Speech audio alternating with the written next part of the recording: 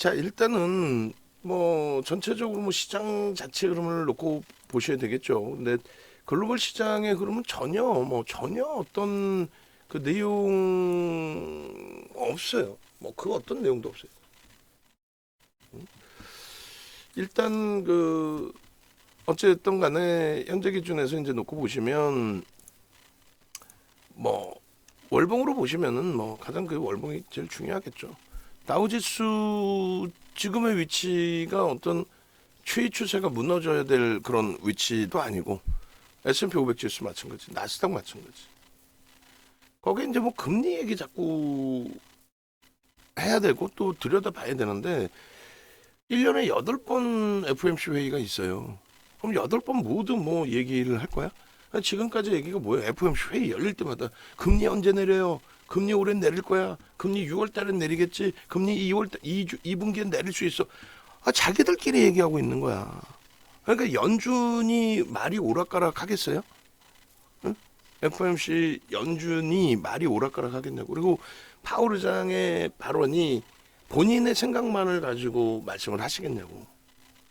응? 그거 아니죠. 그 다수 의견이 있고 이제 소수 의견이 있는데 소수 의견은 이제 슬슬 낮춰도 되겠다의 기준도 일부 두 분인가가 있을 거예요. 나머지 분들은 전부 다 그냥 금리? 뭐 지표가 뭐 개선된다라는 표현으로 한다면은 이제 소비자 물가 지수가 안정화되는 부분. 응? 뭐 그렇게 돼야 금리를 낮췄을 때 소비자 물가 지수가 낮아진 상태라면 금리가 낮아져서 경기를 살리기 위한 금리 낮추는 거잖아요. 나 지금 힘드니까 지금 금리 힘드니까 금리 좀 낮춰줘. 조달 금리 힘들어. 그러면 금리를 낮춰주면 나 열심히 잘해서 수익 잘 낼 수 있다라는 얘기잖아. 그러면 수익 잘 냈어. 그럼 보너스도 줄 수 있고 급여도 올릴 수 있고 그리고 그 수익을 낸 쪽은 소비가 확장이 될 수밖에 없고 그러면 그 소비가 확장됐을 때 인플레이션에 대한 우려감이 제한적이어야만 금리를 내릴 수 있다라는 거죠. 근데 지금 여전히 금리는 내릴 수 있는 범위가 안 돼. CPI, PPI 기준에서 PPI는 많이 내려와 있습니다. 근데 CPI 쪽은 매번 말씀드린 것처럼 지금의 CPI의 위치가 금리를 내릴 수 있는 위치는 아니라는 거예요. 한번 보시죠. 그래서 일단은 뭐 이걸 매번 설명을 해드려야 되니까 뭐 또 뭐 설명해드리면 되긴 하는데 그 뭐라 그럴까요 좀 우리 매일매일이 아니라 매번 이제 이 설명을 쭉 해드리지만 결국은 이제 시장이 조금 변동이 나오고 그러면은 좀 심리라는 게 흔들리시죠 아무래도 흔들리지 마시고 매번 말씀드리는 것처럼 윤정두가 이거 문제가 되겠는데 라는 표현을 할 정도만 그 정도만 신경 쓰시면 돼. 지금 아무런 거 신경 쓰실 필요 없어. 뭐 여러분들이 방송 보면은 무슨 뭐 전일 그 지표 나온 거 뭐 그거 끄집어내서 뭐 고용 변화율이 어떻고 지금 별표 한번 보세요. 별표를 한번 보시라고. 그 FOMC 회의 같은 경우에는 이제 별 3개짜리 금리 결정 별 3개짜리 FOMC 기자회견 별 3개짜리 뭐 이렇게 돼 있잖아요. 그리고 새벽 3시 반 이렇게 돼 있는데 새벽 3시 반 이전에 벌써 이제 변동성은 막말로 막 어마어마하게 커져 있었고 그리고 뭐 예를 들어서 어제 같은 경우에 뭐 어떤 내용이 있었을까요? ISM 제조업 지수 같은 경우도 봐야 돼요. 봐야 되는데 이제 50 미만은 경기에 둔합니다. 50 이상이 이제 경기의 확장이고. 근데 49.2란 말이에요. 뭐 이 부분에 대해서 뭐 중립적인 해석인 거지. 구매 관리자 지수 이제 별 3개짜리로 돼 있고 비농업 분야에 대한 고용 지표 이건 뭐 매달 나오고. 근데 ADP 쪽에 이제 비농업 분야에 대한 고용 지표 고용 변화 이런 내용들이 실질적으로 비농업 분야 그러니까 서비스 업종 지수에서의 또 고용률이나 이런 부분도 같이 놓고 보거든요. 그러니까 이 부분은 항상 뭐 예측 범위에서 틀릴 수밖에 없어. 어떻게 저 예측을 맞출 거야? 저 10만 단위를 10만 단위가 아니고 앞부분만 띄워놓고 보더라도 저걸 어떻게 맞출 거냐고. 로또지 999 기준에 물론 뭐 예? 10만 명 단위, 20만 명 단위 뭐 그 기준도 설정해서 놓고 볼 수는 있겠습니다만 하여간에 어쨌든 그 예측을 뭐 넘겼든 예측에 모자랐든 저걸 가지고 시장이 민감하게 반응하진 않아요. 그러니까 뭐 들여다보고 학자분들 입장에서는 들여다보시고 또 애널리스트들 입장에서 이제 시황에 대한 예측 범위 전망을 올려놔 드릴 때 저런 거 뭐 참조해서 하는 거 당연한 건데 우리는 그 나온 결과물에 대한 해석을 하면 되고 매달 그것을 막 너무 집중되게 뭐 들여다보고 뭐 고민하고 이러실 필요는 전혀 없다라는 거예요. 그래서 어찌됐든 결론적으로 지금 소비자 물가지수 CPI를 좀 보여드리고 싶은데 한번 보시자고요. 그 CPI를 자 요즘에 나올 것 같은데 근원 생산자 물가지수, 근원 소비자 물가지수 뭐 이렇게 다 있어요. 그러면 이제 근원 생산자 물가지수 같은 경우에는 지금 2.4예요. 그러니까 2.4니까 이거는 편해. 예? 한번 봐보시라고. 그러니까 데이터를 좀 보고 얘기하자고. 그러니까 무슨 얘기냐면은 뭐 이번에는 그 중동발 악재 그리고 이제 중동발 악재라기보다는 이제 중동발 이슈가 있었던 거고 그게 문제되지는 않았잖아요. 그죠? 중동발 이슈가 있는 거고 또 중동발 이슈 이전에 JP모건 회장 그분이 이제 또 뭐 8%까지 금리를 올릴 수도 있다 뭐 이런 코멘트가 있었고 결론은 생산자 물가지수의 기준이 22년도에 정점을 찍고 이제 내려온단 말이에요. 22년 3월부터 우리가 금리를 낮춰요. 그 이전에 금리를 높이죠. 그 이전에 금리를 올렸어야 되는데 뭐 바이든 대통령이든 트럼프 전 대통령이든 뭐 내가 대선에 당선되면은 대통령이 되면은 돈 뿌리겠다는 거 아니에요. 그 2조 달러를 뿌리는 과정 속에서 저 과정에 뭐 긴축을 하거나 돈을 뿌리는 과정에 긴축을 하거나 테이퍼링 단행하거나 아니면 뭐 금리를 올리거나 이럴 수는 없었던 거죠. 그걸 못 하다 보니까 소비자 물가지수, 생산자 물가지수 날라갔고 또 돈이 너무 많이 뿌려져 있는 상태에서 이제 인플레이션 효과 부분인 거지 사실. 시장의 지수도 폭등이 나왔고. 그러니까 금리 이제 급격히 인상을 하면서 소비를 잡아준 거죠. 뭐 어떻게 표현하면 과소비였던 부분을 잡아주는 거죠. 또 돈 많은 사람들 막 돈 실컷 쓰고 싶은 거 그걸 좀 잡아준 거죠. 그렇게 되면서 그 이후에 그럼에 소비자 물가지수, 생산자 물가지수가 안정적으로 내려와 있는데 여기도 뭐 2% 미만으로 좀 더 내려오는 것도 나쁘진 않아요. 지금 위치에서는 이제 야 금리를 내려야 돼 올려야 돼 뭐 내리지도 않고 올리지도 않을 딱 그 위치예요. 내리지도 않고 올리지도 않을. 이게 만약에 2020년 저 밑으로 쭉 깨져내려간 거 보이시잖아요. 그때처럼 경기가 완전히 위축이 돼갖고 코로나19 때문이든 뭐든 위축이 돼서 소비가 없어. 그래서 생산자 물가지수도 더 낮아지고 소비자 물가지수도 더 낮아지면은 금리를 낮춰서 그때 이제 경기를 부양한다는 개념이 되는 거죠. 지금은 2%에 뭐 부양할 이유도 없고 이게 뭐 문제가 돼서 이제 긴축을 해서 윗방향으로 날아갈 이유도 없고 그러니까 아무런 어떤 기준을 설정할 수 있는 위치 자체가 아닌데 자꾸 저걸 가지고 뭐 얘기를 하니까 그게 문제라는 거지. 마찬가지입니다. 근원 소비자 물가지수 그리고 이제 일반 물가지수 이렇게 있는데 근원은 유가고 그리고 이제 그 먹거리 그 부분을 뺀 부분이에요. 그러니까 근원이라는 거는 이제 그 예를 들면 지금은 그렇게 큰 상관은 없어요. 사실 우크라이나 사태가 터진다고 해서 에너지 가격이 폭등이 오고 그러진 않아요. 유럽은 좀 영향을 일부 받죠. 그리고 이제 중동 문제 불거진다고 해서 1차 오일 쇼크, 2차 오일 쇼크 때처럼 중동발 원유의 비중이 1차 오일 쇼크, 2차 오일 쇼크 때처럼 원유의 비중이 그때 당시 오일 쇼크 당시처럼 비중이 중동 쪽에 높지 않단 말이에요. 이제는 러시아도 크게 개발하고 남미도 하고 있고.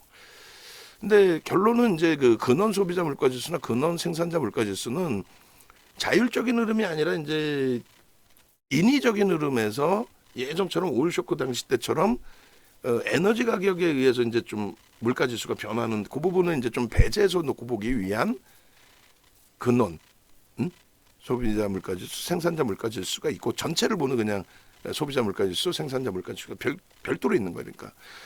그렇게 해서 이제 이제 에너지 가격하고 그다음에 식료품, 식료품 기준에서 이제 뭐 자연 먹거리죠. 얼마 전에 조금 전에 이제 그 보니까 뭐 기후 변화 때문에 뭐 사과가 잘 안 열려서 사과 가격이 뭐 폭등하네 이런 식으로 갑자기 뭐 엄청난 가뭄이 와서 뭐 옥수수가 뭐 재배가 안 돼서 어쩌고 저쩌고 이런 식으로 이제 식료품 쪽의 기준에 먹거리 관련된 것도 이게 천재지변에 의해서 가격의 변동이 크게 될 수 있기 때문에 그 부분을 제외한 것을 근원이라고 얘기를 해요. 근데 이제 소비자 물가 지수는 그 부분을 제외하고 이제 놓고 보셔도 되고 생산자 물가 지수는 그 부분을 이제 포함해서 놓고 보는 것도 기준이고 그다음에 실질적으로는 전월 대비해서 놓고 보는 게 맞는 거예요. 사실은 작년치 대비가 아니야. 뭐 1년 전 거를 비교하면 뭐해 사실. 근데 지금 이제 지표상으로 보는 거는 대부분 다 전월치의 기준을 봐야 되는 게 맞는데 전년치로 비교를 해서 이렇게 그래프를 봅니다. 아까 생산자 물가 지수도 전년치예요. 결론은 어떻게 돼 있어요? 지금 소비자 물가 지수가 2%대야. 만약에 21년도 돈 2조 달러 뿌리기 전이야. 21년도 2조 달러 추가적으로 뿌리기 전의 기준에 소비자 물가 지수 2%대였잖아요. 그러니까 연준이 자꾸 얘기하는 게 2% 얘기하는 거 3% 이하로 내려와라 이렇게. 근데 지금 3%잖아. 3%인데 여기서 금리를 낮추면 어떻게 하겠다는 얘기가 정신 나간 거지. 그 얘기 자체를 하는 꼬맹이들이. 저거 하나만 놓고 보면서도 21년 이전에는 2%대였구나. 그 정도는 내려와야. 저 정도 내려왔다고 금리를 왜 낮추냐고. 낮출 이유가 없잖아. 2020년도에 코로나 터져서 소비가 급격히 위축될 때 금리를 낮춰서 부양을 한다는 표현인 거지. 아니 여기서 왜 낮춰야 되는데. 그러니까 아무 이유가 없으니까 그냥 연준은 그냥 하는 얘기가 그건 거예요. 소비자 물가 지수가 적절하게 내려오면 올해 안으로도 금리를 인하할 수 있어. 그거를 지금까지 똑같은 얘기를 하고 있는데 그걸 못 알아들어? 여러분들 지금 이 얘기를 듣고 못 알아들으시진 않죠? 야, 근데 이거를 방송에 나와서도 똑같은 얘기를 하고 앉아 있으니 전문가라는 집단들이. 그러니까 리서치 센터장님이나 이런 분들 나오셔서는 이렇게 얘기는 안 해요, 거의. 제가 말씀드린 대로 뭐 지금 금리 인하할 일 별로 없었고 이렇게 얘기를 하는데 꼭 보면 마바라들 유료 전문가들 어디서 주워 들은 거 있는 거 그대로 갖고 나와서 쥐가 무슨 얘기했는지도 모르면서 막 횡설수설해. 듣는 사람도 모르니까 그냥 뭔진 모르겠지만 그런갑다 하고 있어. 그래놓고 그냥 기억에 남는 거는 금리 인하 안 한대. 그래 시장이 빠졌대. 자, 금리는요. 마지막 금리 인상 언제라 그랬죠? 2023년 7월이에요. 7월 이후에 지금까지 글로벌 시장이 깨졌냐고. 폭등이지. 글로벌 시장이 깨졌냐고. 폭등이잖아요. 고금리에서 폭등이잖아요.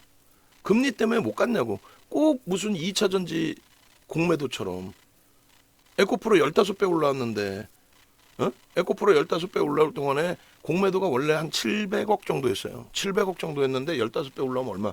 그냥 갖고 있는 공매도 물량만 1조가 된 거야. 그냥 가만히 있는데 1조가 된 거야. 15배 올라서. 거기에 일부 이제 해지 물량 나오면서 1조 뭐 6천억인가 됐을 거예요. 그러면은 에코프로 상장 주식수 뭐 6%인가 뿐이 안 돼. 5% 6% 뿐이. 근데 걔는 15배 오를 때 나온 공매도야. 그 공매도 때문에 주가 못 갔어. 15배나 올랐잖아. 근데 주가 폭락하고 있을 때 공매도 때문에 폭락했대. 공매도는 가만히 있는데 오히려 대사고 있는데. 그러니까 음모론이 나오는 거야. 위에서 갑자기 두들겨 패서 밑에서 달라고. 아니 그러니까 위에서 두들겨 팬 물량 자체가 없는데. 현물 물량도 없는데. 그랬더니 이번엔 기간이 공매도를 했대. 기간 공매도한 거 하나도 없는데. 7월 26일, 28일 날. 그러니까 그런 헛소리를 막순혁이가 하잖아요. 선대위는 뭣도 모르고 옆에 앉아있고. 근데 그거를 아무것도 안 보여주고 얘기할 때 그냥 믿는단 말이에요. 그래서 그거를 자료들을 다 보여드렸잖아요. 지금 다 끄집어내서 보여드리긴 귀찮고. 그날 이후로 에코프로 150만 원대에서 지금 50만 원이 위태하죠. 액분해서 10만 원이 위태하죠. 마찬가지예요. 제발 좀 그냥 CPI 그냥 생각하세요. 야 3% 미만으로 내려와야 금리 인하도 고민을 해볼 수 있겠구나. 거기다가 진짜 저렇게 이제 경기가 위축이 돼서 소비자 물가지수, 생산자 물가지수가 완전히 다운돼 버리면은 그러면 거기서 금리를 낮춰서라도 소비를 진척시키고 소비가 살아나야 지표가 살아날 거 아닙니까? 소비가 살아나야 기업들 뭐 매출이 살아날 거 아니에요. 근데 지금은 3%대잖아 소비자 물가지수가요. 그 다음에 소매 판매 증가율도 그대로고. 그럼 굉장히 좋다란 얘기야. 2020년부터 지금까지의 흐름에서 금리를 올렸다 할지라도 뿌려놓은 돈이 다 회수가 됐나요? 회수 안 됐죠. 그러니까 물가가 무지하게 올라가 있는 거예요, 사실은. 물가 내려와요? 내려오진 않잖아.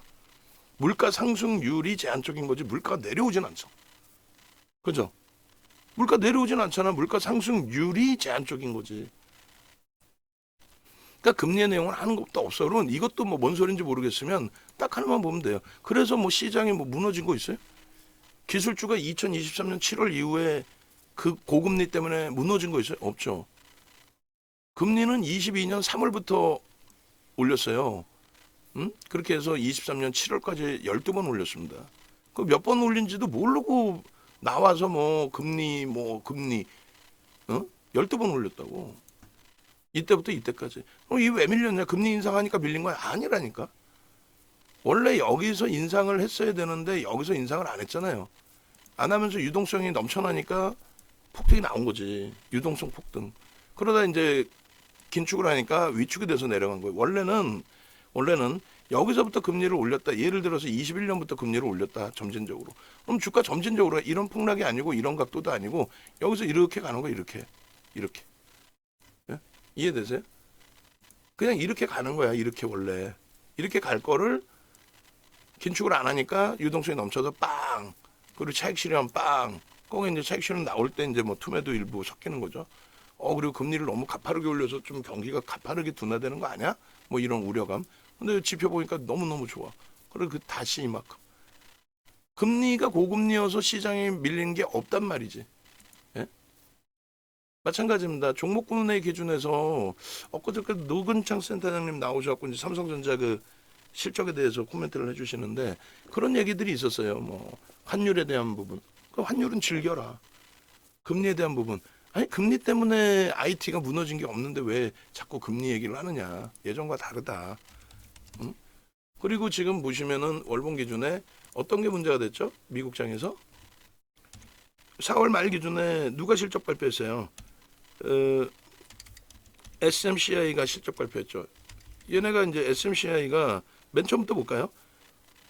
저기부터 ASML 네덜란드의 업체 기준에서 쟤네들의 얘는 이제 시가총액이 이 친구가 600억인가요? 얼마지? 저도 헷갈려. 뭐 사실상 얘를 뭐 어마어마하게 볼 기준은 아니니까. 그리고 이 업체가 빅테크 최상단에 있는 친구는 아니니까. 어찌됐건 이쪽에 이제 실적 충격이 일부 있었잖아요. 그렇게 되면서 밀린 거고. 근데 이 친구의 실적이 전체 AI 시장의 사업 영역의 확장에 제동이 걸린다. 이건 아니란 말이에요. 이 친구의 실적이 AI 사업 영역이 뭐 문제되는 거야? 뭐 이런 기준은 아니란 말이에요. 그리고 원고 작업하시는 분 AMD 월봉 차트도 하나 잘라서 올려놓으세요. AMD. 두 번째 기준은 TSMC죠.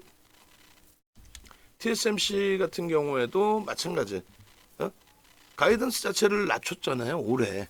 그러니까 1분기 실적은 예상치를 넘겼고 2분기 실적은 대만 지진 사태 때문에 좀 둔화될 것이라는 건 미리 알고 있었고 그다음 가이던스 자체를 전체적으로 낮췄어요. 근데 이게 지금 TSMC가 뭐 고점에서 무너진 상황인가요? 뭐 이 굉장히 큰 문제가 되는 상황인가? 아니죠. 그럼 세 번째 기준에 이제 뭐 슈퍼컴 그래가지고 그쪽에 이제 그 SMCI 같은 경우에 얘는 이제 시가총액이 60억이에요. 60억. 60억이 죄송합니다. 60조. 그 우리나라로 따지면 60조면 굉장히 큰 업체죠. 우리나라로 따지면 뭐 현대차의 시가총액이 60조가 안 되니까 50조 이제 깔짝 넘기니까. 근데 결론은 이 그 슈퍼마이크로 같은 경우에 슈퍼마이크로 컴퓨터 같은 경우에 이쪽 같은 경우에 이제 변동률 자체가 굉장히 지금 시각적으로 보더라도 굉장히 가파르잖아요. 19년, 20년, 21년, 22년 뭐 그때 캔들의 크기와 23년, 24년 캔들 크기 완전히 다르죠. 결론적으로 요 변동성의 확장 이후 이미 한번 두들겨 맞은 게 매 분기에 미리 실적 예고치를 내놨는데 6분기인가 7분기를 그렇게 내놨다고 하죠. 근데 그거를 이번에 안 내놨다라는 거죠. 그렇게 되면서 이제 이미 4월 20일 19일이죠. 19일 날 폭락이 나왔고 이 영향으로 엔비디아가 10% 차익 실현 욕구가 터져 나온 거지 엔비디아에 문제되는 건 아니에요 사실. 그러고 나서 실제 실적이 이제 어제 나온 건데 실적이 부진하다. 그럼 얘 실적이 부진하다고 전체가 다 깨지느냐? 그건 아니에요. 일단은 AMD 보시면 엔비디아의 대항마로서 이제 제2의 엔비디아 해가지고 뭐 얘도 순식간에 날아갔잖아요. 작년 말부터 그냥 야 엔비디아 대항마 해가지고 엔비디아는 그 이전부터 신고가 랠리가 나왔었는데 못 움직이다가 뭐 서로 막 협업한다 하고 뭐 인텔하고의 협업, 아마존, 알파벳 막 서로 이제 뭐 짝짓기 하고, 야 MS하고, 그러니까 엔비디아와 TSMC, 하이닉스 이렇게 뭉쳐져 있다면 예를 들어서 그 부분에 대해서 이제 새롭게 개발 업체의 기준에서 이제 MS 같은 경우에도 MS 챗, 오픈 AI 뭐 이런 쪽으로 다 묶어가지고 우리도 자체적으로 개발할 거야. 엔비디아에 뭐 계속 묶여서 갈 수는 없어. 향후 1, 20년, 2, 30년 이내에 우리가 AI 시장을 장악할 거야. 뭐 이런 기준에서 AMD 또 인텔도 마찬가지였고요. 그러니까 AMD 같은 경우는 신고가가 폭등이 나온 거죠. 나오고 나서 이제 고점에서 밀려 내려온 과정 속에 오늘의 기준이 새벽에 실적이 예상치보다 안 나왔어. 그러면 전체 시장이 줄어든 거냐 아니면은 그냥 얘만 엔비디아의 대항마로 나섰는데 엔비디아만큼 안 된 거냐 했을 때 엔비디아만큼 안 됐다는 얘기죠. 그래서 엔비디아 같은 경우도 그 흐름이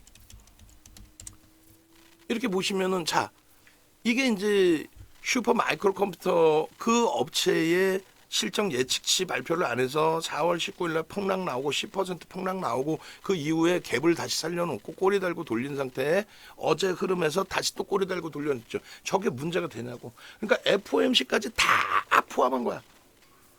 FOMC까지 다 포함한 기준에 문제가 된다면은 먼저처럼 10%가 폭락이 나오고 저 갭을 다 메꾸고 저 꼬리 부분까지 다 감싸고 음봉으로 떨어져 있어야지. 그렇지 않잖아. 그럼 뭐가 문제라는 거야. 거기에 이제부터 제대로 보셔야 될 부분이 이겁니다.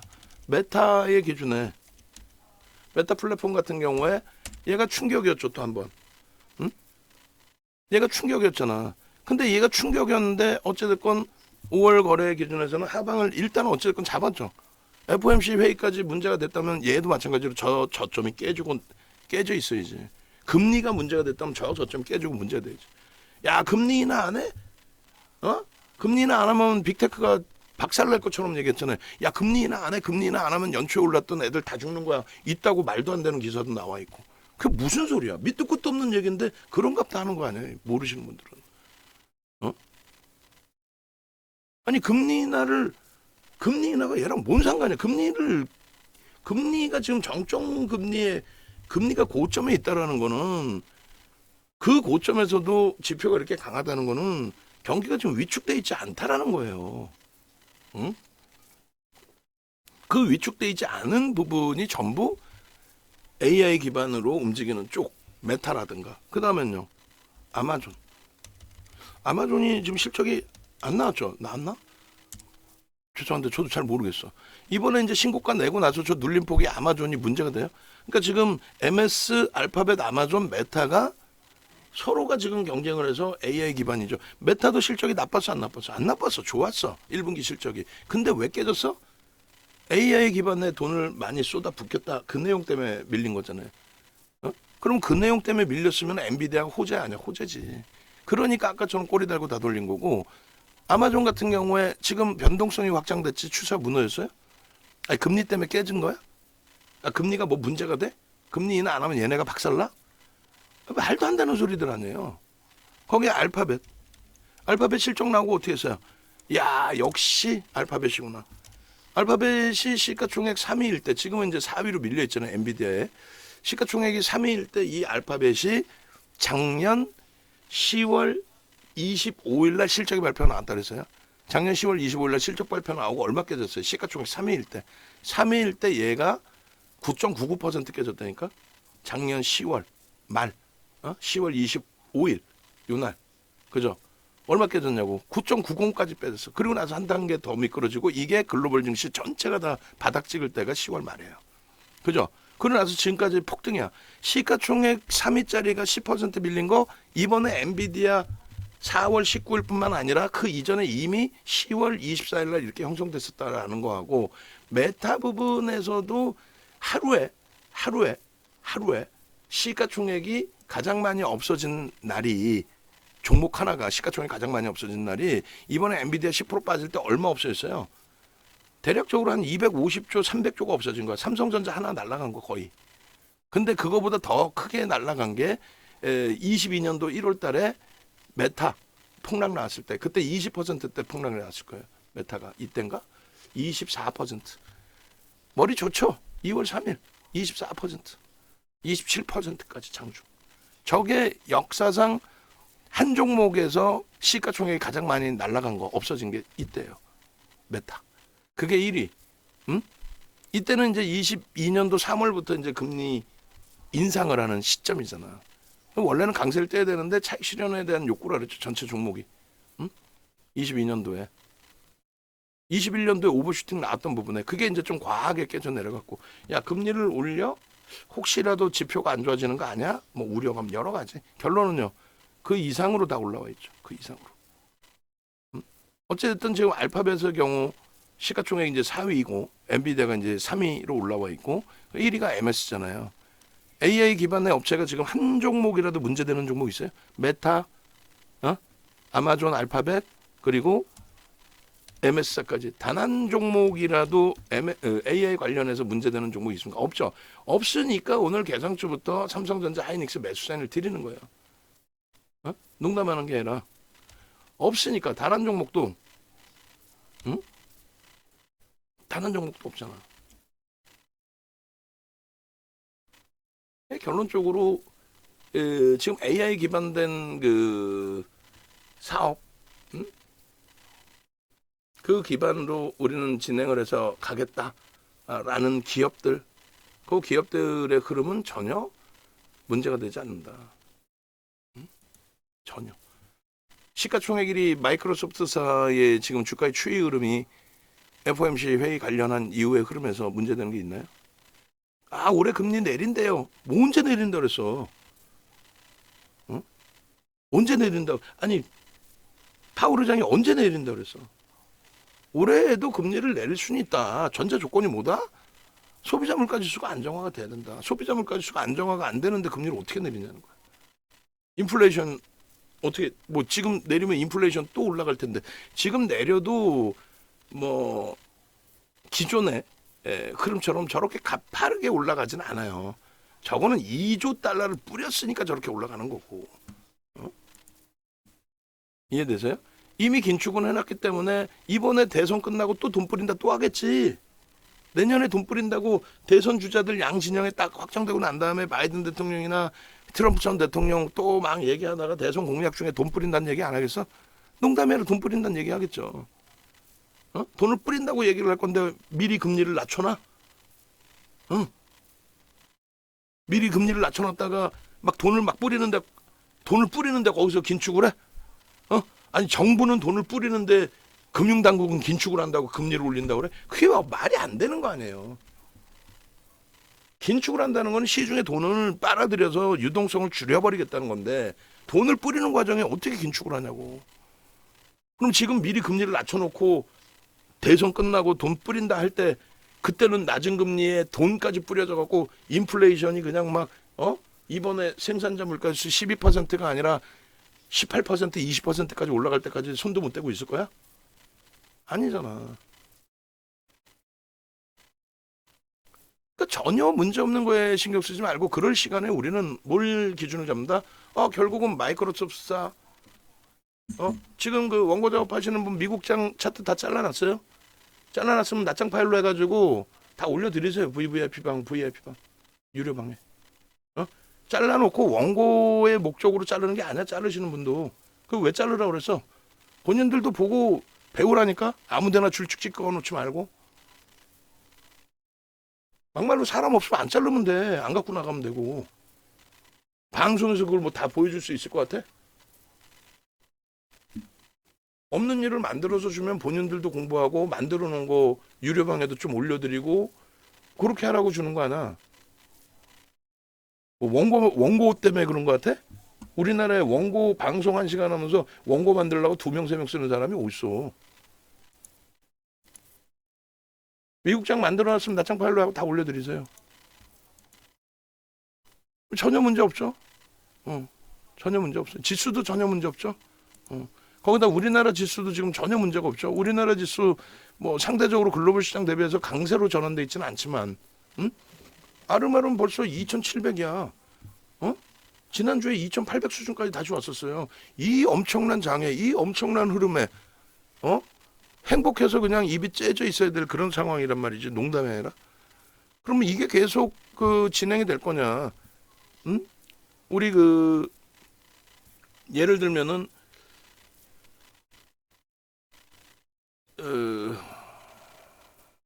잠시만요. 30일 날 이게 완성본이 맞나?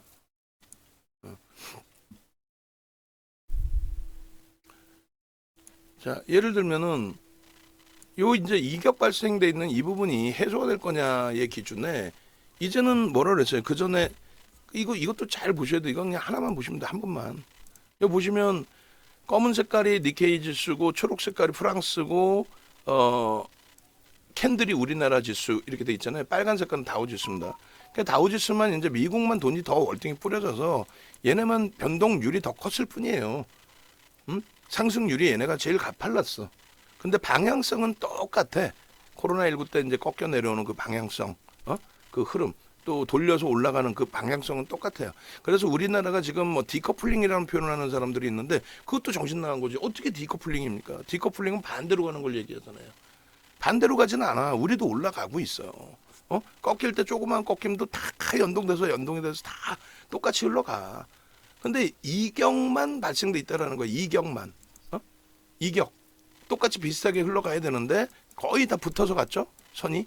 언제부터야? 22년 하반기부터는 이격이 완전히 달라져. 특히 이제 22년부터 완전히 달라지죠, 사실. 이번에 대통령 취임이 22년 아니에요? 그렇지 않나요? 대통령 선거가 21년이고 취임이 22년 맞죠? 저도 뭐 주식에 대한 아무것도 모르니까 그때 이후에 아니 눈으로 보세요. 이거를 뭐 지금 정부 잘했네 못했네 그 얘기를 하는 게 아니에요. 그때부터 이격이 발생됐다는 얘기를 하는 거죠. 우리나라만 못 갔어. 왜 못 갔니? 매번 얘기했잖아. 정책적인 정책적인 불확실성, 정정불안. 응? 그러면 결론은 정정불안에 대한 내용의 기준에 있어서 정정불안의 기준에 있어서 그것이 영수회담을 진행하느냐 안 하느냐 그것도 이제 큰 기준이 돼요. 그 영수회담 진행하고 나서 그럼 정치적인 불확실성은 일부 해소가 되는 거죠. 많은 부분이 해소가 되는 거예요. 여소야 되고 뭐 다 떠나서 그것도 뭐 중요하기도 하겠지만은 정책적인 부분에 야당이 반대하면 그것도 머리 아프니까. 그 정수회담을 한 부분에 대해서만도 그것도 굉장히 긍정적이다 해석할 수 있고 두 번째 기준에 정책적인 부분에 있어서도 영수회담하고 나서 조율을 할 거 아닙니까?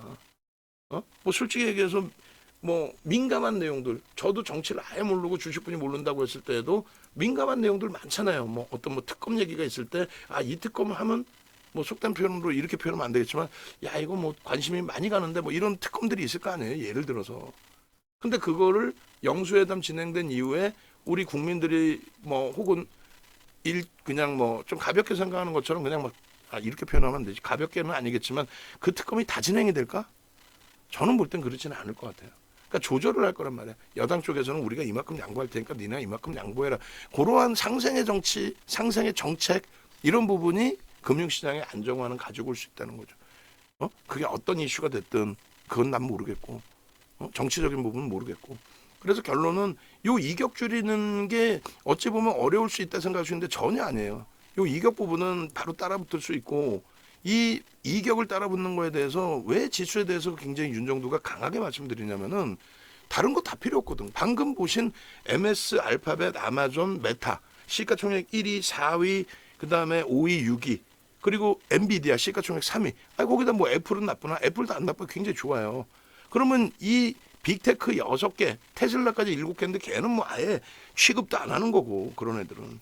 그러면 6개의 업체가 굉장히 지금 추이 추세가 완벽하잖아요. 다 우상향이지 누구 하나 깨진 거 없어요 사실. 그러면 우리나라에서 그 AI에 연동돼서 갈 수 있는 쪽, 먼 훗날에 뭐 얘가 이럴 거야, 뭐 미국 업체를 쓰니까 뭐 마이크론 테크놀로지사가 뭐 점유율이 더 높, 그건 먼 훗날 얘기고 지금 당장의 기준에 누구? 삼성전자, 하이닉스. 그럼 삼성전자, 하이닉스 시가총액 비중이 둘이 합쳐서 30%라고. 근데 엔비디아가 올해만 100% 가까이 올라와 있는데 하이닉스는 올해 50%뿐이 못 올라와 있어요. 올해도 아니야. 작년 10월 말 대비 50%. 영업이익이 8조에서 19조까지 11조가 올라왔어. 120%가 이상 올라왔어. 그런데도 불구하고 하이닉스의 주가는 50%뿐이 못 올라왔고 올해 올라온 거 별로 없고 그 이격 줄이는 거를 삼성전자, 하이닉스에서 특히 이제 삼성전자가 시가총액 비중이 더 높겠죠. 23%대. 그 삼성전자가 올라오기 시작하면 올라오는 근거의 기준은요. 지금 HBM 쪽의 영업 마진 그게 뭐 전부인 것처럼 자꾸 시장을 표현하는데 그렇지는 않아요. 삼성전자의 영업이익과 하이닉스의 영업이익의 차이는 당연히 클 수밖에 없고 그리고 낸드에 대한 부분도 있고 그 다음에 SSD 관련해서 이 부분도 지금 낸드 쪽의 SSD 관련해서도 AI 관련된 부분하고 또 연동이 된단 말이죠. 그리고 HBM이라는 단어를 안 쓰고 새로운 D램 데이터 반도체 부분을 층층이 쌓아놓는 그 개념에서의 삼성전자의 기술력 부분 그 부분으로 엔비디아와 동행적으로 진행하려고 한다라고 했잖아요. 엔비디아 입장에서도 마찬가지. 거기다 삼성전자의 입지는 더 좋은 게 엔비디아 이외의 사단에서도 삼성 같이 하자. 왜냐하면 반도체를 일단 어찌됐건 얘네 다 찍어내니까. 응? 조립이야 뭐 TSMC처럼 삼성 자기네가 하고 싶어 하는데 이 부분이 다른 쪽에서 만약에 한다 해도 야 조립까지는 뭐 우리가 선정하는 업체에서 할 거니까 반도체만큼은 니들이 그러면 줘. HBM의 역량을 뛰어넘는 그런 반도체가 있다면 그것도 만들어줘.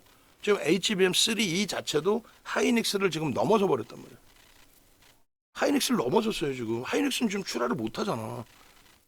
좀 더 정교하게 만들려고 한다고 하지만 원래 발표했던 시점 올해를 넘어서잖아요 지금.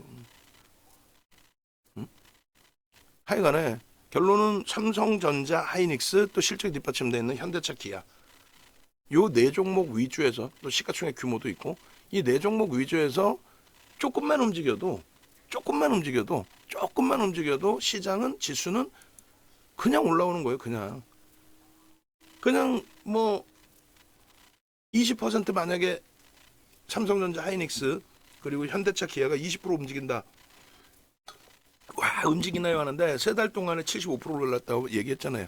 세 달 동안에 그 네 종목이 75% 이상 올랐어요. 2020년 11월, 12월, 2021년 1월까지 세 달도 아니야. 10주 동안에 75%. 그게 주도준 거고. 그럼 이번 기준에 뭐 누가 75% 올려달래? 20%만 올려도 얼마? 시장은 최소 10에서 15% 올라옵니다. 그러면 그게 3천이에요. 그게 3천이고 3천을 넘기는 흐름이야.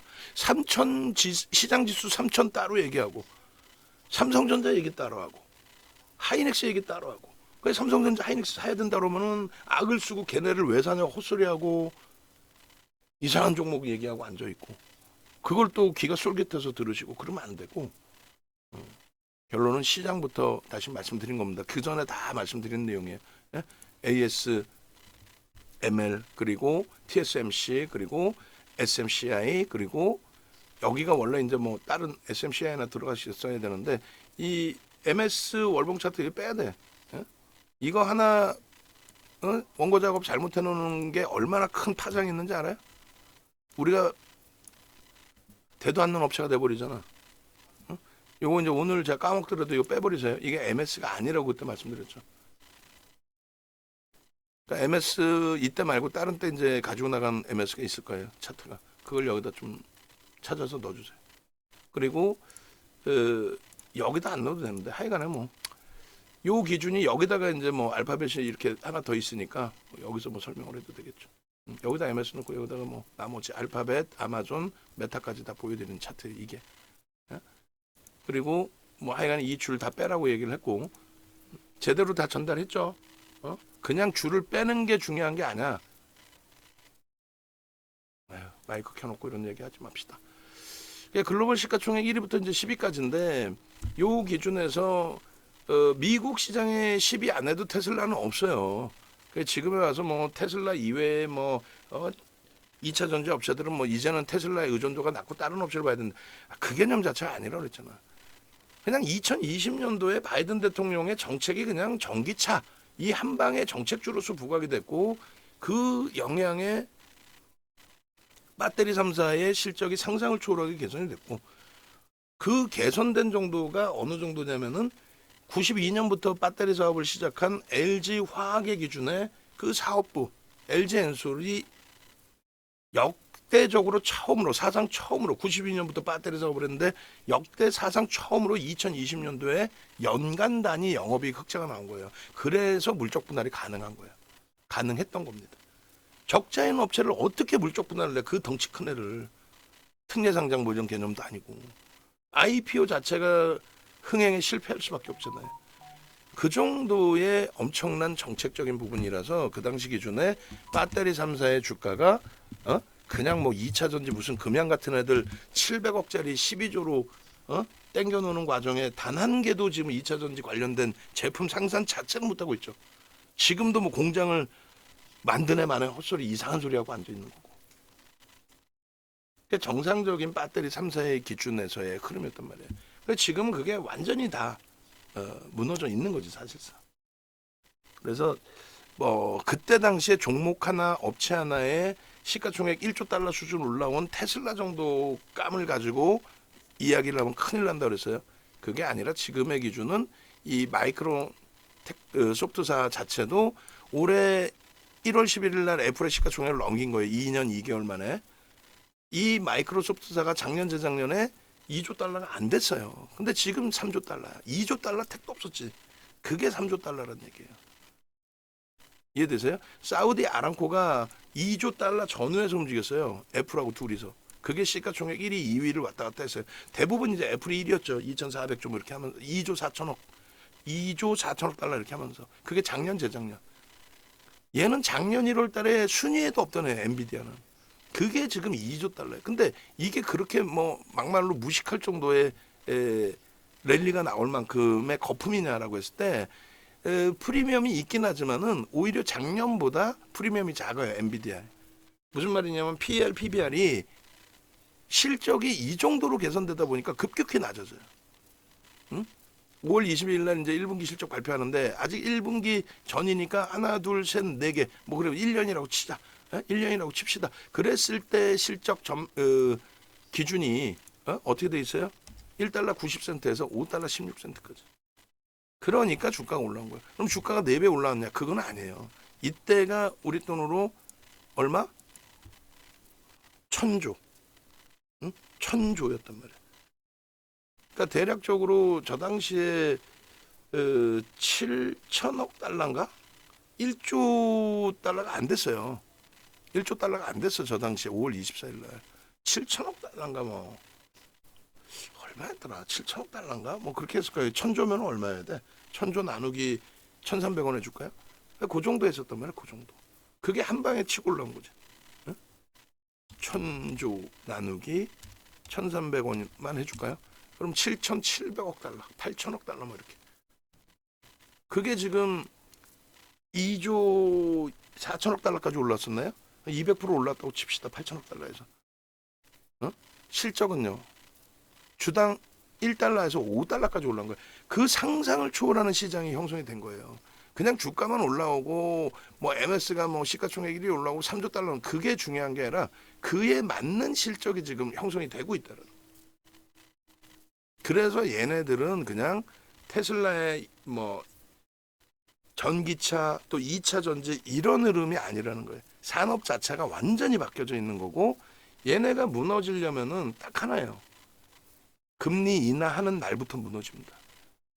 그거를 또 아프리카 TV에서 얘기해 줬더니 그걸 좀 이해를 하고 떠들고 다녀야 되는데 그거 하나 듣고 또 지들이 또 그걸 또 써먹어.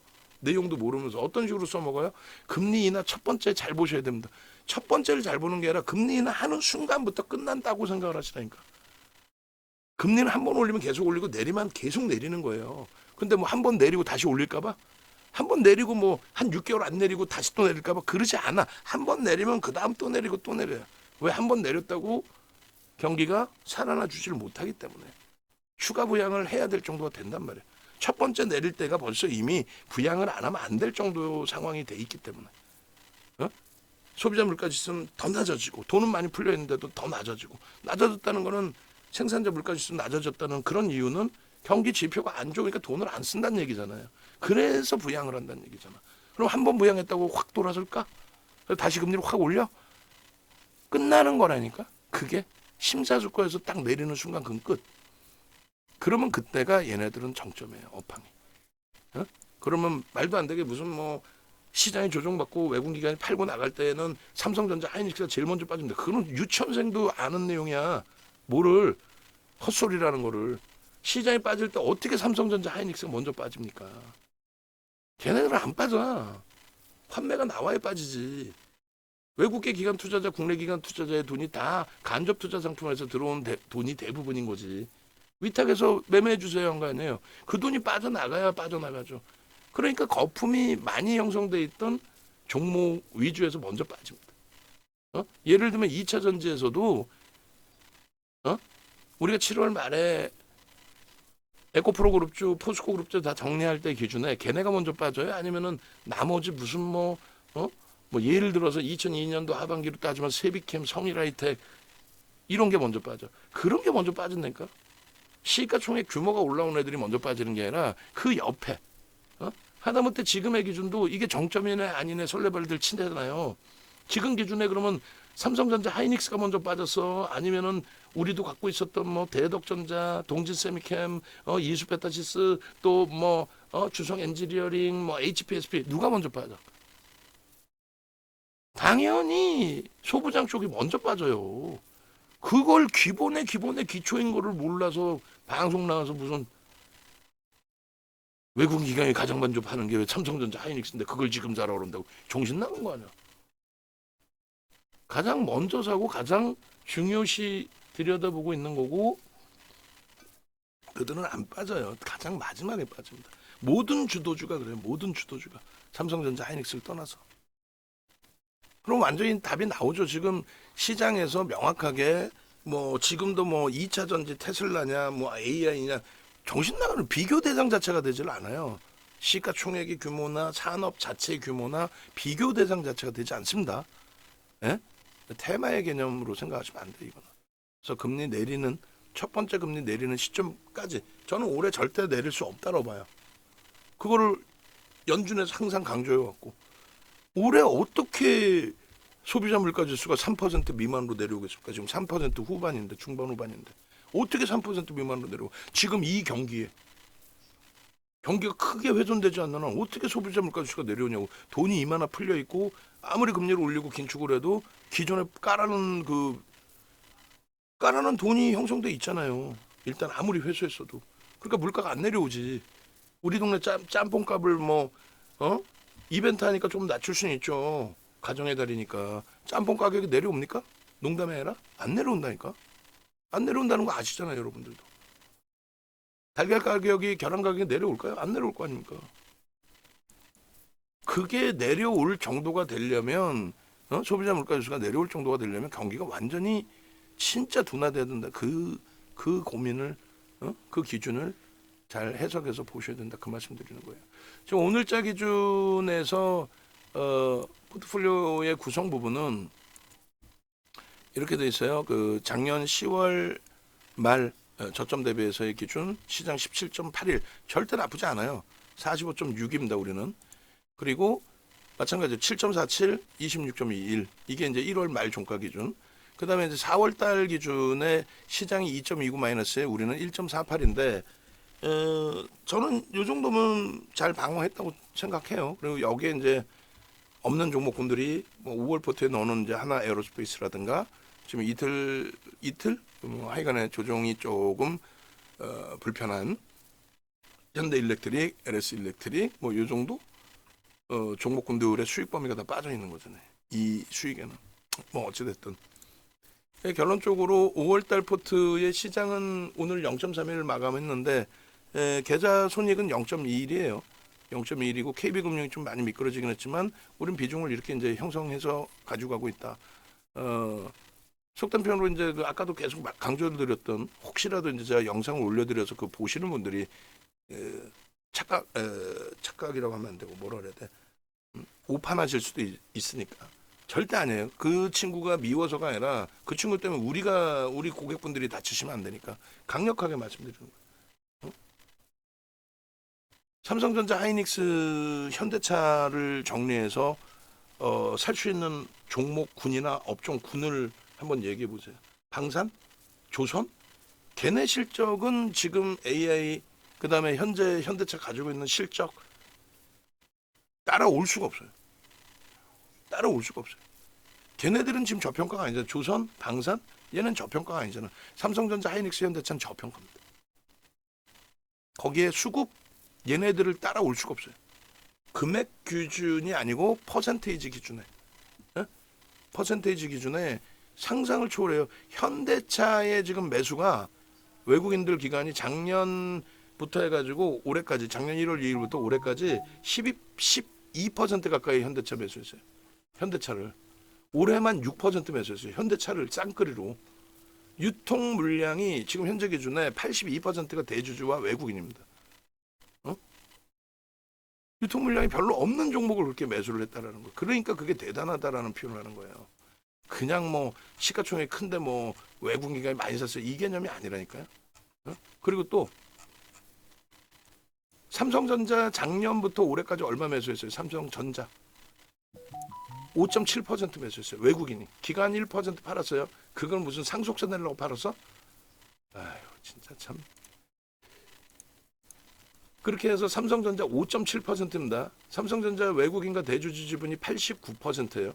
그러니까 기관 지분까지 하면 어떻게 되겠어? 유통 물량이 없죠. 없는 종목에 그렇게 말 그대로 때려 샀다라는 표현을 드리는 거예요. 그리고 하이닉스 마찬가지. 하이닉스가 지금 좀 주춤거리고 있어요. 그게 이제 좀 아쉬운 거고. 요거 그래서 이렇게 보여드리면 현대차의 기준 계속 그 작년 10월 걸로 자르는데 그거 그렇게 자를 게 아니야. 얘랑 똑같이 자르면 돼. 요 기간 21년 1월부터. 근데 어제 거 보니까 화요일 거 보니까 10월 걸로 잘랐는데 그게 아니고 1월 걸로. 아니면 얘는 뭐 그냥 이게 있으니까 이걸로 봐도 돼요. 어쨌건 현대차의 기준에 작년부터 해서 들어온 게 얼마? 2,330만 주. 주식 몇 주? 2억 900만 주. 그러면 이게 얼마예요? 12%에 달하는 물량이 들어온 거예요. 11%대. 12% 수준. 올해 들어온 것만 따져도 올해 들어온 것만 따져도 6% 들어와 있어요. 6%. 1,300만 주. 2억 900만 주 곱하기 6 해주면 얼마야? 1,200에 1,200 600만 주 아니에요. 맞나? 하여간에 16% 이상이 들어온 거예요. 유통 물량도 없는 애가. 그러니까 그런 기준을 설정해서 놓고 보실 수 있어야 된다. 하이닉스 같은 경우도 마찬가지로 순매수량의 기준이 3,400만 주죠. 7억 2,800만 주로 나눠주면 4%인데 원래 5% 넘겼었거든. 4%라고 칩시다. 얘도 외국인 대주주 지분이 얼마? 89%. ELS 상품, ETF 상품, 인덱스 상품 전부 다 합산하면은 유통 물량이 얼마나 있냐고. 없는 종목에 그렇게 매집이 들어왔다. 그 얘기를 하는 거예요. 다른 종목군들 뭐 조선이 좋아요, 방산이 좋아요. 그거는 우리가 이렇게 비중 뭐 5% 이런 식으로 들여다보는 그 정도 기준에서 보는 거지. 이해되세요?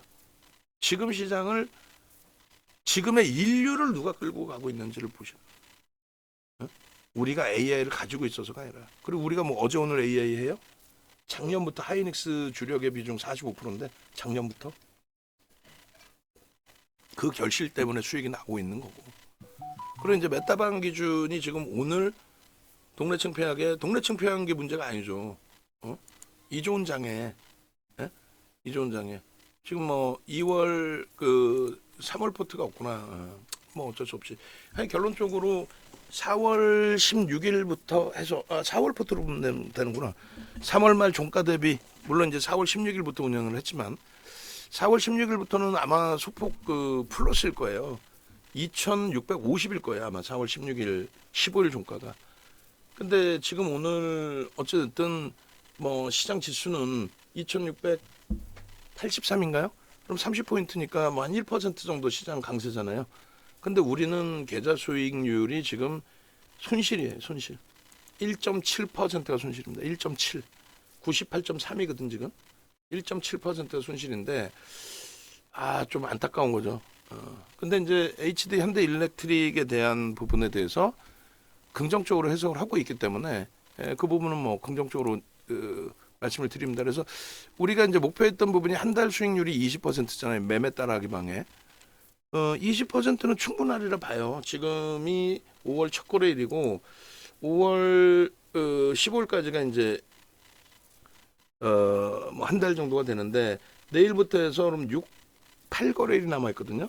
8거래일이 남아 있는데 물론 이제 HD 현대일렉도 더 확인해 봐야 되겠죠. 내일 당장의 추이 추세도 뭐 미국 쪽의 흐름이 긍정적으로 형성된다 할지라도 뭐 HD 현대일렉트릭은 단기적인 변동성이 확장이 있었기 때문에 눌림이 나올 수도 있고 오늘 기준의 프로그램은 23,000주 매수긴 합니다만 수급 놓고 봤더니 개인들이 10만 주를 떠안는 부분도 있고 그죠. 근데 적은 물량의 범위에서 좀 과하다는 거예요. 그리고 이제 오늘 매도와 매수 부분의 대부분이 뭐 개인들에 의해서 변동이 나온 게 아니라 외국인들 기관들의 설정 범위 방향성대로 상당 부분이 움직였다. 그럼 외국인 기관의 누적적인 수급이 HD 현대일렉 같은 경우가 21년 이후에 그러니까 기업 분할 인적 분할된 이후에 외국인 기관 21년 이후에 들어온 게 1,000만 주가 넘어요. 1,050만 주 뭐 이래요. 그러니까 약 30% 정도 매집이 됐어요. 30% 가까이. 그리고 작년 10월 10일 이후에만 따지면은 외국인들이 500만 주, 기간이 370만 주, 매수와 매도가 형성돼 있습니다. 손바뀜이죠. 그러니까 결론은 505만 주. 그럼 이게 13%대, 14%. 그리고 기간은 10% 정도 매도인데 누가 연기금이 상당 부분 팔았어요. 그러니까 주가 가파르게 올라오니까 이제 연기금 자금 받아서 운영하는 쪽이 뭐 차익 실현하고 수익 확정 짓고 나 운영 잘했죠. 칭찬해 주세요. 앞으로 자금 계속 우리에게 위탁해 주세요. 뭐 이런 개념이 되죠. 결론은요. 저 부분은 뭐 환매가 나가고 이런 부분이 아니기 때문에 장 깨져서 막 때려 붙는 내용이 아니기 때문에 저 부분은 어차피 다시 들어올 걸로 추정을 하고 또 기대를 하고 그다음에 MSCI 지수 편입에 대한 액티브 쪽의 매수 부분에 대해서도 이제 확대 해석하는 경우들이 있는데 우리가 갖고 있더라도 확대 해석하면 안 되죠. 무슨 말이냐면은 1,600억 정도 MSCI 지수에 편입돼서 들어올 수 있는 패시브 자금은 1,600억. 5월 말에 마지막 거래일에 들어옵니다. 그럼 그 1,600억에 대해서 마지막 동시효과에 거래 동시효과에 떠넘기게 되는데 그거 해봐야 60만 주, 6, 70만 주뿐이 안 돼요. 근데 지금 외국인들 500만 주 이상 샀죠. 그럼 뭐예요? MSCI 지수 관련된 내용이 아니라 얘는 말 그대로 아예 대놓고 이제 뭐 MS나 이런 쪽도 계속 내용 나오고 있죠. 어떤 거요? 지금 AI 사업 기반을 계속 확장하려고 하고 있고 진행하고 있고 그런 과정 속에서 전력 부분이 필요하다라는 내용 하나. 그 다음에 미국 대선의 정책주로 부각이 된 거죠. 그렇게 해서 노후된 뭐 전선 또 변압기 이 부분을 싹 다 고칠 거다, 교체할 거다 이런 내용에 대한 부분. 그 두 가지가 뭐 가장 크다고 보실 수 있겠어요. 그래서 뭐 신규 수주 들어오고 누적되는 수급 범위, 수익 범위의 저평가는 아닌데 저평가 아니에요. 아닌데 이런 수급 범위, 그 이슈 모멘텀 범위 그리고 나간 외국인 기관들 다시 들어올 수 있는 기준. 월봉으로 보면은 너무 가파르지 않냐, 상상을 초월하는 강세다, 버겁다 여러 가지 로그 차트로 보시라. 퍼센테이지 차트로 보시면 그렇게까지의 오버슈팅이 형성돼 있지는 않다. 23년 이후에 월봉으로 보시더라도 마찬가지. 그렇게까지 버거운 퍼센테이지 기준은 아니다. 다만 이제 윤정도 생각과는 다르게 조금 쉬어가야겠다. 쉬어간다. 라고 한다면 거래가 이제 급격히 둔화돼 있잖아요. 내일까지 해서 거래일수가 뭐 하루 빠진 거래일수라고 할지라도 거래가 이제 둔화되고 너무 거래가 둔화돼 있는 흐름이 진행이 되면 실적 발표 이후에 이슈가 없어서 그런 건가? 지금부터는 관망인가? 그래서 거래가 둔화되면은 안타깝지만 메타방도 정리를 해야 돼요. 그리고 이제 VVIP 방에 계신 분들은 5%의 비중이기 때문에 굳이 그 부분에 대해서 민감하게 대처하실 이유는 없어요. 거래 여부 보고 그 거래가 없을 때는 꼬리 여부 보고 그 상황에서 대처하는 걸로. 근데 이슈거리가 많다라는 거죠 지금. 조금 전에 이제 AI 관련된 내용들 다 긍정적으로 해석해드렸고, 그럼 전체 종목군에 대해서 수급 범위하고 누적적인 수급 범위, 그리고 오늘 하루 기준의 수급 범위 그거 놓고 보면서 마무리를 좀 지어드리도록 하겠습니다. 일단은 보시면은 1월 19일 007일까지 해야 되나요 이제? 18일. 오, 더 해야 되네. 아, 죄송합니다. 일봉으로 해놔서 그렇구나. 주봉을 봐야 되는데. 0070. 자, 이렇게 해서 이제 누적 수급 보시면은 눈에 확 띄죠. 눈에 확 띈단 말이에요. 그래서 요 부분을 어찌됐든 뭐 나중에 하여간에 삼성전자 설명은 또 드릴 거예요. 지금 위치가 굉장히 좋은 위치입니다. 수급 들어왔다가 정체 상태에 굉장히 크게 밀려났다가 내려왔다 이제 돌려주는 위치의 기준인데, 뭐 오늘까지도 이제 하이닉스 매수 사인이 좀 더 많긴 했습니다만, 일단 점진적으로 또 강하게 삼성전자 비중을 채울 거다라는 말씀 드리고, 순매수 기준에서 삼성전자의 오늘 수급도 일단은 뭐 순매수 기준 긍정적이다. 하이닉스가 지금 조금씩 불편해요. 사실 뭐 큰 물량이 나온 건 아니지만, 그래서 요 한미반도체에서 기준 설정해 드렸을 때처럼 수급은 누적 수급은 긍정적인데 신규 수급 손바뀜 이외에 순매수 수급이 좀 제한적이라는 거고 불편하죠. 그래서 삼성전자로 조금씩 이동해 가는 중인 거고, 그다음에 현대차 상상을 초월하는 수급이죠. 수급이 올해 들어서만 6%, 그리고 찔끔찔끔 더 들어와 있잖아요. 저 고점을 당연히 넘겨야 되는 거잖아. 저 고점을. 마찬가지 기아도 저 고점 당연히 넘겨야 되는 위치란 말이에요. 당연히. 시간과의 싸움이지. KB금융 마찬가지. 응? KB금융 마찬가지. 오늘 많이 미끄러졌지만 또 한국전력 어때요? 초바닥이에요. 초바닥. 황금대바닥주 잡아주세요. 이런 애들 잡는 거예요. 황금대바닥주. 갯불 다른 데서 보는 게 아니고 농담해라. 네? 하나에어로스페이스. 응?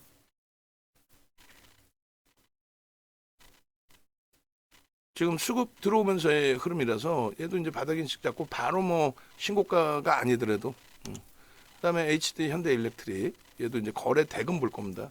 수급은 당연히 개선돼야 되고, LS 일렉트릭도 오늘 개인들에게 많이 떠넘겼어요. 요 흐름에서 얘도 이제 이게 정점이 될 거냐, 거래 터트리고 다시 움직임 줄 거냐. 삼성전기 16만 원대 기준에 돌파. 지금도 IT 쪽 종목에서는 가장 저평가 상태의 종목 중에 하나예요. 그것이 해소되려면은 수급이 들어오면서 거래가 계속 터져야 됩니다. 계속. 응? 와, 삼성전기 뭐 PCB 업체에 또 AI 관련된 기판, 고마진 기판 뭐 확장되고 MLCC부터 해서 뭐 유리 기판, 그런 내용이 뭐가 중요해? 좋은 건 알겠다니까 수급이 들어와야지. 그죠? 그래서 한미반도체는 이제 수급이 들어왔는데 최근에 이제 좀 꼬인 데다가 거래도 둔화되는 데다가 펀더멘탈적인 부분이 좀 불편하고, 이수도 펀더멘탈 저평가는 아닌데 이제 수급 부분 개선폭에 대해서는 긍정적으로 해석을 하는 거고요. 오늘은 뭐 기간이 좀 들어와 줬네, 일부라도. 그리고 이제 주성 엔지니어링, 그리고 HL 만도. 오늘 이제 기간이 좀 들어왔고, 내일 정도 혹은 이제 다음 주 초반에 슈팅이 프로그램에서 슈팅이 들어오면서 이제 움직임이 29일처럼 나와주게 되면은 뭐 이번 주 이렇게 끝나더라도 월요일날 갭상승에 뛰어 올린다? 그럼 매우 긍정적인 흐름이 될 수 있죠. 내일도 한번 뭐 움직임 주더라도 나쁘진 않죠. 전체 글로벌 증시 그러면 뭐 부정적으로 보는 게 아니니까. A파일을 오늘 차익 실현 못한 게 이제 조금 아쉬운 부분이 있는데, 일단은 기관 쪽의 수급이 매우 좋다. 밀려 내려온 건 왜 밀려 내려왔니라고 한다면 신한 쪽의 특정 창고에 매도 때문에 밀린 거고, 그 신한 창고는 기타 법인 기준 물량 차익 실현하는, 저게 이제 얼마큼 더 나올지 모르겠지만은 기타 법인 기타 금융 물량이 일단은 받아간 기관 쪽 외국인 쪽의 흐름은 긍정적이다. 추이 추세 뭐 주봉으로 역시 놓고 볼 때 내일 아니더라도 내일 꼬리 감싸 안고 다음 주 추이 추세 볼 수 있어요. 다만 이제 거래가 전체적으로 좀 애매해서 매수 강도를 좀 제한적으로 드리는 거고요. 하나 시스템 같은 경우에도 일단은 뭐 하나 에어로스페이스 흐름 보고 얘도 이제 결국은 프로그램이 들어오는 날 26일 같은 경우에 그 기준이 실패가 되더라도 그 거래가 터질 때 누적 수급 범위 보면서, 그다음에 NIG 넥스원 프로그램 들어온 기준 플러스 외국계에서 추가적인 매수. 결론은 얘도 똑같아요. 내일 또 이 수급이 또 들어올 거냐? 또 들어올 거냐? 그리고 이제 3월 고점 찍을 때 대비해서 6% 빠져 있잖아요. 근데 지금 수급이 다시금 다 들어와 있죠. 고점 찍을 때 수급으로. 그럼 내일 또 프로그램이 또 들어와. 그럼 얘는 들어가는 거지. 예? 그럼 오늘 왜 안 들어가느냐? 내일 들어올지 안 들어올지 모르니까. 그러면 가지고 가면 되는 거 아니냐? 가지고 가는데 거래량 하루에 15만 주씩으로 확 줄어버리면, 그러니까 거래량이 거래대금이 계속 유지돼 있어야 되는데 이렇게 급격히 준단 말이에요. 그래서 조금 불편하죠. 그래도 그나마 이제 시가총 규모도 있고 지극히 정상적으로 이제 환급성은 가지고 있습니다만 그런 내용까지 보는 거예요. 그래서 내일 거래가 어쨌든 100만 주 정도는 터져줘야 돼요. 그래 오늘 슈팅 나온 것만큼의 강세를 띨 수 있을 겁니다. 근데 내일 거래가 제한적이라면은 뭐 역시나 개별 매매, 관망 뭐 이렇게, 풍산도 마찬가지. 오늘 뭐 200만 주 때 300만 주 가까이 예전에도 그렇게 터졌었고, 근데 거래 없을 때는 하루에 180억이야. 그러니까 개별 매매 기준에서 놓고 보시는 게 옳을 것 같습니다. 그죠? 오늘 이제 손바뀜의 기준에서 움직였고 재룡전기, 뭐 일진전기 다 수급 논리에 의한 흐름들이 상당합니다. 그리고 이제 YC 같은 경우는 화요일 그리고 목요일 계속 프로그램 쪽에 매도가 나오는데 위에서 차익 실현 잘 하고 나가는 거죠. 여기까지. 이 정도만 뭐 형성해서 놓고 보시더라도 뭐 충분할 것 같아요. 그래서 일단은 결론적으로 금요일 기준에 여러 가지 뭐 글로벌 시장의 흐름이라든가 또 업종 군 그런 부분들 다 놓고 보면서 이제 기준을 설정하고 대처를 해야 되겠습니다만, 일단은 어찌됐든 뭐 매우 긍정적인 시장의 위치 흐름으로 해석을 하고 대처를 하겠다. 그래서 장중에는 뭐 정신이 없다 보니까 또 마감에도 뭐 이거저것 뭐 들여다보느라고 뭐 다소 횡설수설하는 경우도 있는데, 기준점은 여러분들이 이제 여러분들 포트, 우리가 갖고 있는 포트, 또 여러분들이 관심 있게 보시는 우리 변동성 매매 종목군들의 기준, 그 기준에서 과연 시장에서 나오는 뭐 금리 얘기라든가 무슨 뭐 이런저런 말도 안 되는 뭐 환율, 뭐 채권, 뭐 시장이 조정을 받네 안 받네 이런 내용을 보지 마시고, 그런 내용을 기담지 마시고 그냥 눈에 보이는 거, 눈에 보이는 거 어떤 거, 미국의 시가총액 그럼 최상위 종목군들, 그 종목군들이 시가총액 MS가 1위로 등극이 되고 엔비디아가 3위까지 올라오고 막 이랬잖아요. 지금 AI 관련 주들이 그 기준의 시가총액 대형주 사업을 직접 영위하는 쪽을 보는 거지. 뭐 무슨 ASML이라든가 또 SMCI라든가 이런 애들을 보고 대형주를 보는 거, 그건 말이 안 되잖아. 그러니까 우리나라 기준에 예를 들면 이수페터시스가 조정을 받아 만약에 HPSP가 무너져 내렸어. 그렇다고 삼성전자 하이닉스가 무너집니까? 그건 아니지. 그래서 우선순위를 어디서 두느냐부터 해서 그런 내용들을 차분하게 가지고 가시면 뭐 크게 뭐 무리는 없을 것 같아요. 자, 일단은 그 외부에 계신 분들도 네이버에서 윤정도 검색하셔서 유튜브 찾아오시고, 유튜브 찾아오시면 5월 포트폴리오부터 다 들어가 있어요. 그 부분들을 하나하나 영상 보시고, 오늘 뭐 영상도 연휴 기간 내내 올려드릴 영상이란 말이에요. 포트폴리오 영상 오늘 거, 또 개별 종목 기준에서의 그 녹화본 이런 부분, 그리고 홈페이지 찾아오셔서 홈페이지 찾아오셔서 이거 언제 바꿀 거예요? 수익률 부분? 몇 날 며칠째 얘기하고 오전에도 얘기한 거 아닌가? 오전이야 오후야? 바꾸고 있어요 이거? 대답만 하지 말고 합시다. 하단에 전화번호 나와 있으니까 전화 이쪽으로 주시면 되겠고요. 그리고 함께 하셔서 수익 범위 가져가십시오. 함께 하셔서 수익의 기준.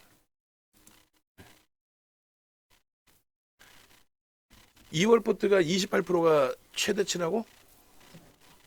아닌데? 아닌 걸로 알고 있는데 방송화면 자체가? 응? 메타방 기준에서 가져갈 때도 이게 아닌 것 같은데 이거 이상이 있는데? 30% 수준이? 우리가 이 포트폴리오를 하루 이틀 가져가 나간 게 아니라 매일매일 갖고 가죠. 매일매일 갖고 가잖아. 매일매일 갖고 가는데 매일매일 기준에 30%가 넘긴 날이 있었는데? 내 기억이 잘못됐나? 그리고 이쪽 거는 알테오젠이 메뉴에 있어야 돼? 정리 끝난 지가 언젠데?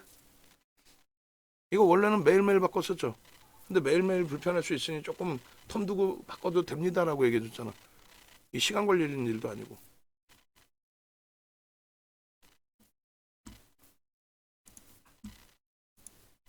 누적 수익률 변동 없으면 뭐 날짜 그대로 가져가시면 되고, 종목별로도 특별하게 내용은 없고. 네.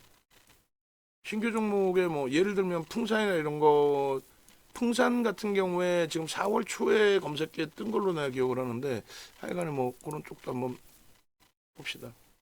또 LIG 넥슨 같은 경우도 일단 뭐 고점 차익 실현 범위 있습니다만, 나중에 이제 뭐 새로 뜨면 차익 실현 이후에 이제 뭐 옛날 거 퍼와서 누적적으로 가는 것보다는 월수도 좀 바꾸고 해가지고 기준을 잡아서 대처합시다. 자, 일단 영상 올려드리도록 하겠습니다.